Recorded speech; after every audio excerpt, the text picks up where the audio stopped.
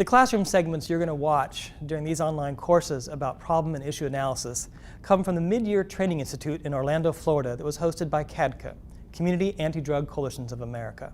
CADCA legitimately focuses on substance abuse, and so most of the examples you'll hear in the discussion in the classroom relate specifically to substance abuse.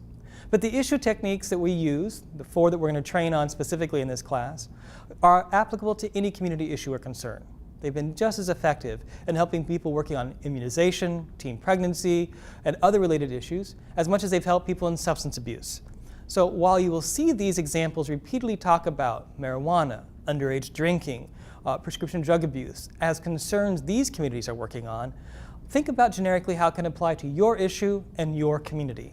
These tools and techniques can add powerful understanding and insight to your group's work, regardless of the community issue or the context that you're working in.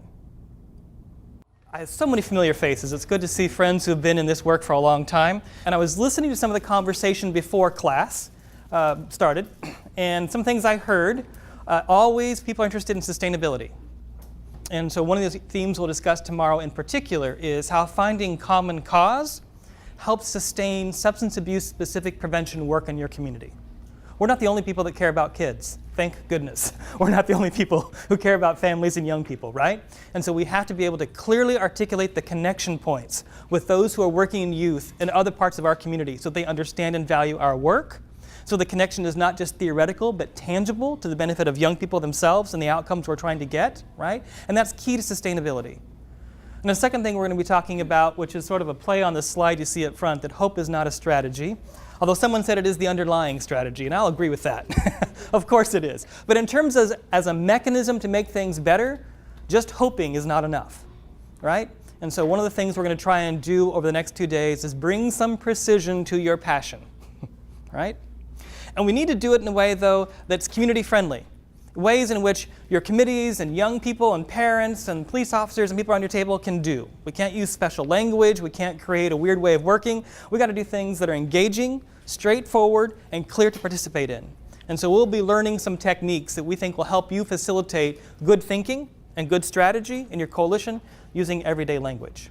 All right, so that's what we're going to try and get. Help you sustain your work and help it more likely you'll get outcomes through an engaging process.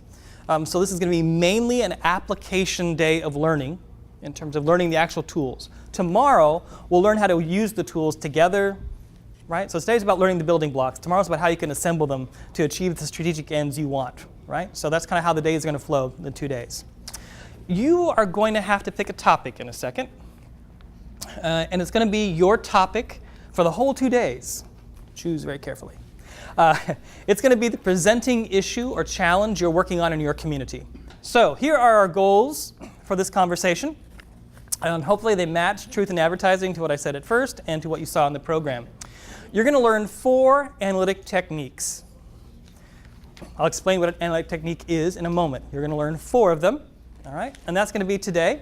So you can use them as tools in your toolbox and pull the right one out at the right time, depending on the issue, the context, or the goal you have for conducting the analysis. Then having learned those techniques, we're going to use the results, number 1, to learn how to align your efforts. Right? We'll be specific about what alignment means, but the power of analysis in creating precise alignment. That goes back to precision to your passion, right? The next thing we're going to do is find common cause with other issues, whether that be interrelated within substance abuse, in the traditional cluster of problem behaviors, right, that we often associate with substance abuse, or youth development generally, and family preservation. All of those are legitimate domains and points of important connection in your community work, and we will explore and understand those. And finally, how do you practically then use this to link with other coalitions in your community? How many of you serve on more than one coalition as a volunteer, member, or staff person? Do any of you have to ask what day of the week it is to know what coalition meeting you're at? Okay, all right. We know there's power in coalition. We know there's a reason to partner. But one of the things I have to say is keep collaborating, but stop creating new coalitions, right? We have enough tables. What we're not doing well is aligning and linking those tables in practical, real ways. There's usually great energy and eagerness to work together. We're committed to partnership as a value, right? To the power of it. But practically aligning across multiple coalitions, that's a challenge, right? It requires doing some homework in your own coalition to be prepared to make that connection. And so tomorrow, we're going to spend a lot of time on aligning your efforts, finding common cause, linking with other coalitions, applying the tools we learned today. And that's what we're going to cover. All right. So day 1, learn and practice the 4 analytic techniques. Right? We're going to learn the guidelines for when to use each. But how many of you have been to the National Coalition Academy as part of your, for example, your DFC funding? Okay. You learned one technique in that class, you may recall, right? You may have gotten tired of the but why here questions. All right? Got beat over the head with that one, right? That's one technique. What's it good for and what's it bad at? What other techniques exist? And how do you know when to use which one, right? So that you choose the right tool out of the tool chest. So that's what we mean by learning guidelines. You learn how to sequence and pair techniques to make up for various weaknesses and strengths. They fit together in certain ways. That can be helpful to get to the result that you need. Tomorrow we'll be emphasizing the visualization of results. This is key. We'll talk about issue-integrated visualization. Okay, how to say that in a more friendly way, right? How do you show common cause between 2 issues in the same picture so that people can actually start acting on common cause, measuring common cause, right? Planning for common cause. And we'll be working on that tomorrow. And so, the end, hence the title of our class, Common Cause. How many of you have been exposed to or have heard some things about collective impact? Quite the buzzword, huh? Since 2011 when John Kanye came out with the paper. We'll talk tomorrow a little more about that. But essentially you can see we're setting the stage for substance abuse specific coalitions to be a part of broader collective impact efforts in your community, or to bring the principles of collective impact and apply them to your own coalition so that you're more likely to get outcomes. We didn't put that in the foreground of this class, but it's throughout the entire piece, and you'll see it. All right? So that's our content and plan for the day. What is issue or problem analysis?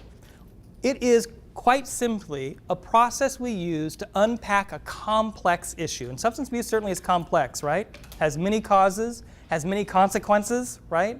There's a lot going on there, right? It's how we unpack that, if you will, tease out the detail, come to understand it better by looking at the detail, right? By using a process of questioning and visualizing and charting the answers, right? So all the techniques we're going to learn over the next 2 days are simply a series of questions that are mapped with a way to capture the results visually that allows you to retain how those ideas are related in the original brainstorming process. Right? It's extremely powerful. It can do a number of things for you, and we'll talk about that in a second. But first and foremost, that's all we mean by issue analysis, is a series of questions married to a visualization process that allows a group to unpack a complex issue they care about. Right? Obviously not necessary for fairly simple or straightforward issues, right? But for something as complex as a community that's always changing, right? The young people who just graduated, they used to be back in middle school when you started your planning for this DFC grant, right? People are growing up, things are constantly changing, right? Key aspects of young people's lives have changed. We always point to media as one glaring example of how different their youth is from ours, right? We didn't Facebook when I was a kid, all right? Right? So just a lot of dynamic things are happening, in addition to the fact that the drugs of choice change, right? It's really unusual how that's happening. What's going on here, right?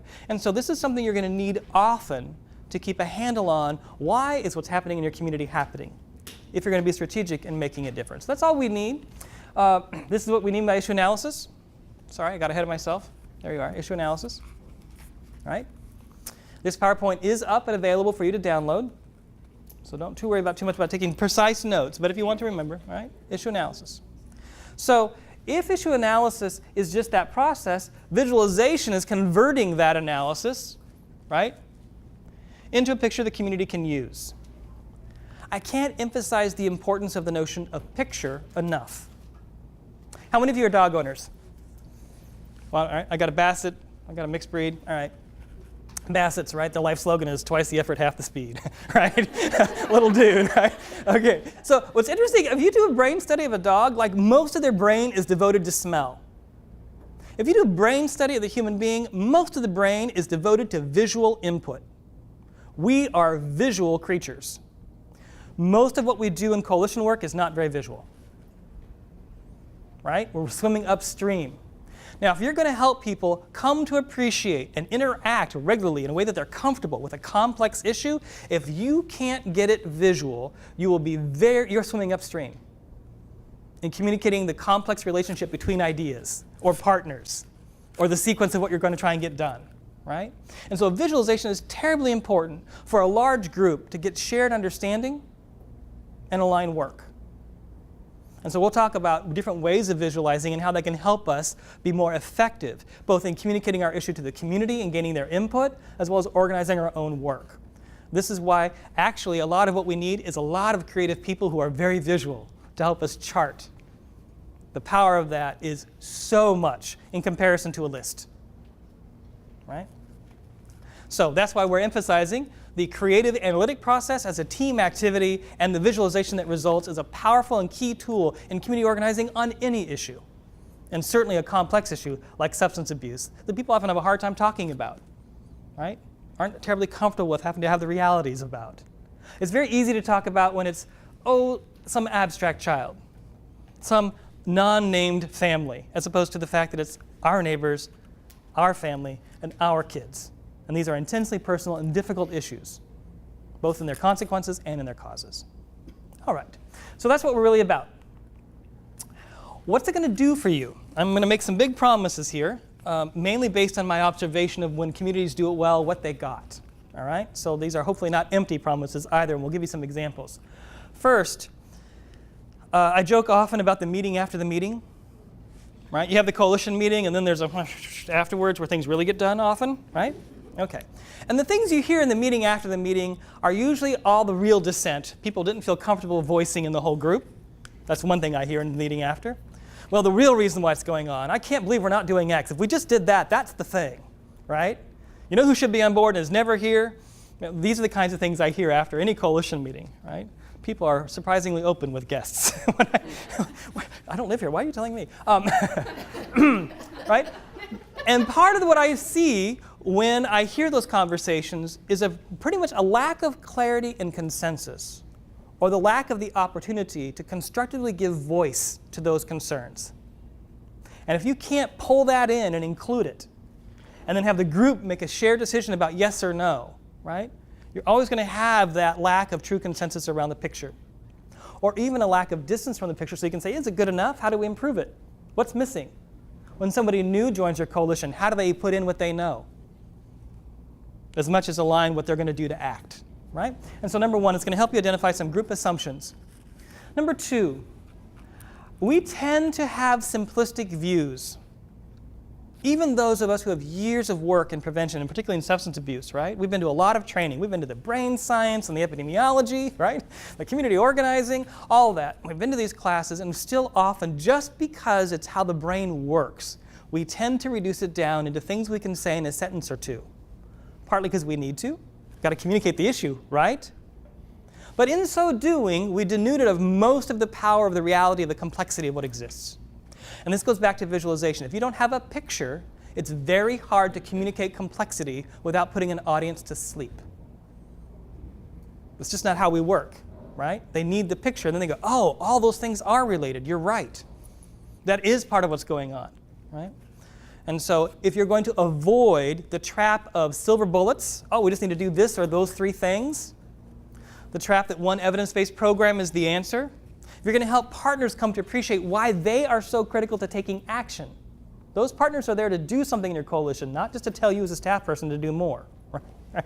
This is not an advisory committee designed to brainstorm things to, run you ragged. That's not what a coalition is for, right? Theoretically, the coalition is there because there are actors who know that they can take action in their sphere of influence that will help make a difference on a shared concern, right? And that requires complex thinking. And if you don't have a visual, and if they haven't participated in the process to produce it, they're very unlikely to be able to align and make their own work a part of the process. Number three, this is how we make science and data and evidence-based, right, friendly with community. One of the great things we discover when we do these processes, we did a problem analysis process involving about 900 people in Alexandria, Virginia last year. Right? Tons of input where people were explaining why, what they understood, what was happening, right? One of the great things you always get to do is validate that most people actually know a lot of the science and don't realize it. They use different language for it, right? Some of it's common sense, thank goodness, right? Availability, pretty common sense, right? This gives you a chance, through this visualization, to show people that what they know often is validated by science and local data, and then to show them where they might be missing key ideas. And it's a very friendly way to bring those two together when sometimes they can be in competition, right? Our funding requires that we use certain evidence-based strategies. There's 5 on the list. That's all we're allowed to do with that money.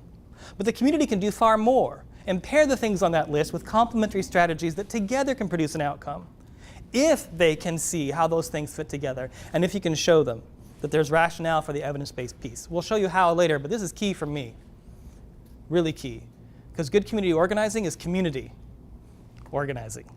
I emphasize that over and over again. And if you're going to bring science and prevention words and key data into it, it's got to be in a friendly way that validates what people know and builds on it. Doesn't feel like it's something else outside of what they can know or understand or contribute to or that happened to them. Next, it's going to help you establish some criteria. Coalitions, if done right, usually have 1 or 2 good fights. If you haven't had a fight, you're not doing it right. Right? You haven't gotten to the real disagreement, so I'm going to own that. You want to be constructive about it, but there's got to be some disagreement. But in the end, if all it is a political tug of war, if the mayor gets to say so just because he's the mayor, if the police chief says yes and just because she's the police chief, right? That's not the rationale for accepting a course of action or a diagnosis of how things are or to expand a given strategy you're working on. There should be some objective criteria. You must be, we're in Orlando, you must be this tall to ride this ride. Right? Ideas have to have these basic things behind them. And as a group, we know those rules, right? Because there's tremendous power disparity in your coalition. You've got people with some authority and some money, and you've got some people who care and don't have that. I kind of picture around the table, people have a bubble behind their head, right? Like I'm the police chief, and so I have a budget, and I've got X number of people on staff, right? That I could, right? And the person next to him is like, I'm a mom, I've got 2 kids, and I care. Equally important bubble, but different power differential. Now, when it comes to deciding on ideas, who defers to who? Whose ideas get heard? If we don't have some of these rules, we end up with essentially aiding and abetting the powers that be, closing down voices you need to hear, right? And not being critical in our own work and creating a good culture where it's comfortable to think about how could we do it better.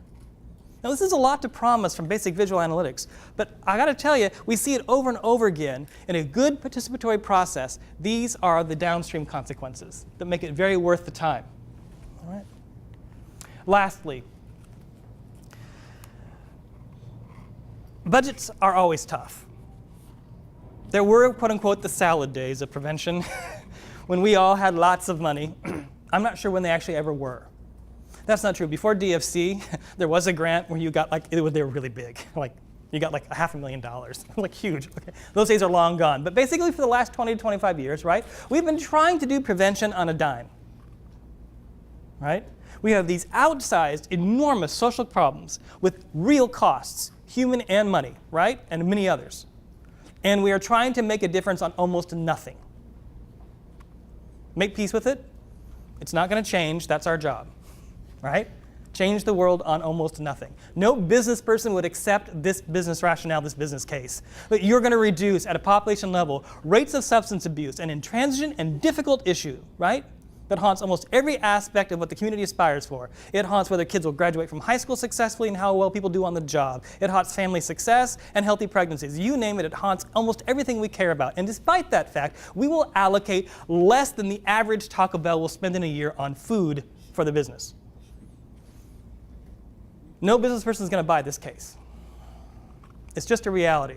How in the world, then, do we make a difference in that context? And one of the key things, absolutely, is we have to be precise in our thinking and clear in our thinking, but we also have to find common cause. You can't reduce substance abuse alone with your coalition. There is a limit to the effects you can have. Even when firing on all cylinders, right? Our God Outcomes Award winners. Or at CSU, we were just writing up a case from a group that we've worked with in Falmouth for about 5 years, right? Cut rates of substance abuse, underage drinking almost in half. Phenomenal, right? However, there is a floor beyond which they can reach with their own power. And they have to start linking and aligning with the other coalitions in their community, the other nonprofit providers who do direct services, right, beyond their immediate circle, if they're really going to reduce it any further than that point. All right, those are my arguments for why we should learn what we're about to learn. Okay. You might need to be doing an issue analysis if you're having a political tug of war within your coalition over what's the right course of action. You might need to do if you're finding a lack of community buy-in for your interventions. Do people feel like it's happening to them? If it feels like these things are coming at them, being done to the community instead of with the community, one of the reasons is often that the community has not bought into your understanding of the issue to begin with, and why, therefore, the actions you're asking them to take are needed or wanted. And if you haven't had that happen, you're going to get a lot of resistance to the, but we need this thing, right? How many of you feel like you've been left in the dust? You're no longer the hot issue? What's the hot issue in your community right now? Heroin? Okay, so it is at least in your wheelhouse now, right? Heroin. What else? What's on the front page of your newspaper? Like, a couple days out of the month, not just once. What's an issue in your community? Road safety, like pedestrians are getting... Road safety is hot in your town. What else has got people talking in your community? Yes. Yes, economic issues. The power plant closed. Huge stress on families. Huge impact on the community, right? Legitimate, immediate concern. Yes. Redevelopment of our downtown. Yeah. Yep. Economic growth in downtown. Yes. Marijuana shops opening up. Marijuana shops opening up. The legalization issues, the impact that has on the community. These are all, now some of those come directly back to us and we can immediately see the connection, right? Even if it wasn't your community, like, I could see heroin may not be our topic right now, but if it's becoming an issue, I could see how we would connect. Those are a little easier, or marijuana. Economic development, revitalization, workforce development, a little harder. Where are many of the quote-unquote power players and resources in your community currently sitting or going? Who really has your Chamber of Commerce and CEO roundtable's attention and money? Where is that really going in your community right now? To you? Economic development, yes. There's just some issues we have to show our relevance to. And the good news is, or maybe the bad news is, substance abuse is incredibly related to these other concerns, right? But how do you make that clear? How do you show that in a way that will help people come to appreciate your strategic role in the community? One of the things I ardently believe is that every community needs a substance abuse-specific coalition. This is a cross-cutting issue that deserves sustained attention. Rarely, however, is it the issue on the front of the page. And so if you're going to sustain attention, you have got to link in a line and show your relevance to these other issues where most of your community's political power, money, and concern is going. Or you're always going to be on the periphery and unable to gain the attention of those political leaders or the resources required to do your work. Here's the last one. If your team is still unsure how you're going to demonstrate an impact, if that's still a hope, but not a concrete reality, if a good number of the volunteers in your coalition can't explain how it's going to add up to their friends and relatives, and this is hard, I know, it's often because they haven't been a part of, don't understand your issue analysis enough to make the case. I'm selling it pretty hard here, but I'm trying to keep you for 2 days, so there we go. All right. So that's why we need to do issue analysis.